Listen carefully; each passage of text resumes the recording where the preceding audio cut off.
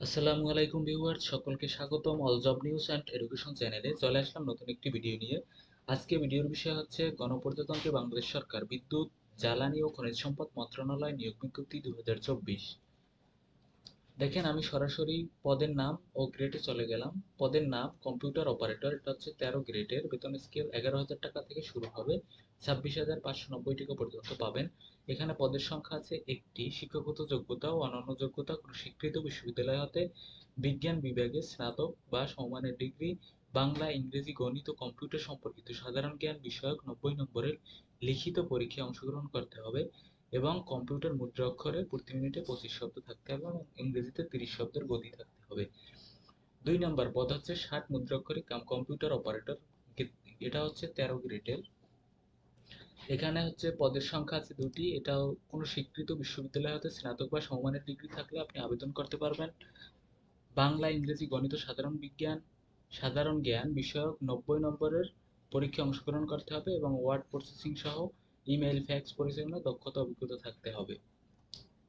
3 নম্বর পদ হচ্ছে ক্যাশিয়ার। এটা হচ্ছে 14 গ্রেডের। পদের সংখ্যা আছে একটি। শিক্ষাগত যোগ্যতার কথা বলা হয়েছে কোনো স্বীকৃত বিশ্ববিদ্যালয় হতে বাণিজ্য বিভাগে স্নাতক ডিগ্রি থাকলে আপনি আবেদন করতে পারবেন। খ, বাংলা, ইংরেজি, গণিত ও সাধারণ জ্ঞান বিষয়ক 100 নম্বরের লিখিত পরীক্ষায় অংশগ্রহণ করতে হবে। কম্পিউটার, ওয়ার্ড প্রসেসিং সহ কম্পিউটার চালনায় দক্ষতা অভিজ্ঞতা থাকতে হবে। 4 নম্বর পদ হচ্ছে অফিস সহকারী কাম কম্পিউটার মুদ্রা অক্ষরিক। এটা হচ্ছে 16 গ্রেডের। শিক্ষাগত যোগ্যতার কথা বলা হয়েছে কোনো স্বীকৃত বোর্ড হতে উচ্চ মাধ্যমিক সার্টিফিকেট বা সমমানের পরীক্ষায় উত্তীর্ণ হলে আপনি আবেদন করতে পারবেন। এখানে বাংলা, ইংরেজি, গণিত, সাধারণ বিষয়ক 90 নম্বরের লিখিত পরীক্ষায় অংশগ্রহণ করতে হবে এবং কম্পিউটারের ওয়ার্ড প্রসেসিং সহ ইমেল, ফ্যাক্স পরিচালনায় দক্ষতা থাকতে হবে।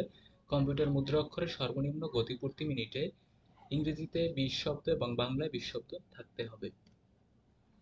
5 নম্বরে হচ্ছে অফিস সহায়ক। এটা হচ্ছে 20 গ্রেডের। এখানে পদের সংখ্যা আছে 11টি। এখানে কোনো স্বীকৃত বোর্ড হতে মাধ্যমিক স্কুল সার্টিফিকেট বা সমমানের পরীক্ষায় উত্তীর্ণ হলে আপনি আবেদন করতে পারবেন।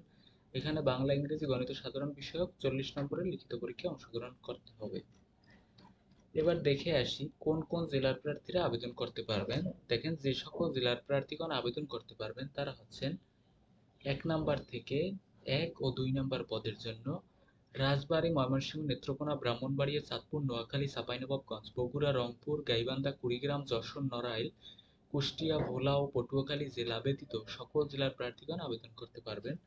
তবে এতিম ও শারীরিক প্রতিবন্ধী কোটায় সকল জেলার প্রার্থীগণ আবেদন করতে পারবেন।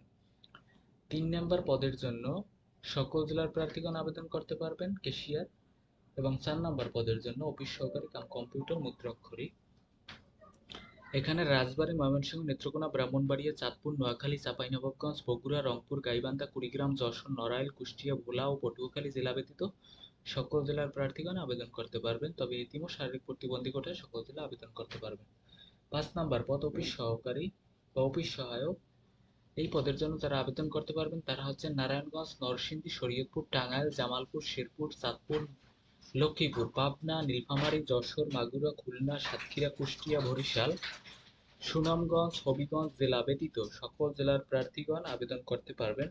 তবে এতিম ও শারীরিক প্রতিবন্ধী কোটায় সকল জেলার প্রার্থীরা আবেদন করতে পারবেন। আবেদনের নিয়মাবলী দেখে নেবেন, তারপর আবেদন করবেন যাতে কোনো ভুল ত্রুটি না হয়ে থাকে। এটা হচ্ছে আমার ডিসক্রিপশন বক্সে আবেদনের ঠিকানা দেয়া থাকবে, আপনারা সেখান থেকে আবেদন করতে পারেন। তো এই ছিল আজকের ভিডিও। দেখা হবে পরবর্তী ভিডিওতে। সঙ্গে থাকুন all job news and education চ্যানেলের। ভিডিওটি যদি ভালো লেগে থাকে একটি লাইক করে দিবেন এবং চ্যানেলটি সাবস্ক্রাইব করে সঙ্গে থাকবেন। আল্লাহ হাফেজ।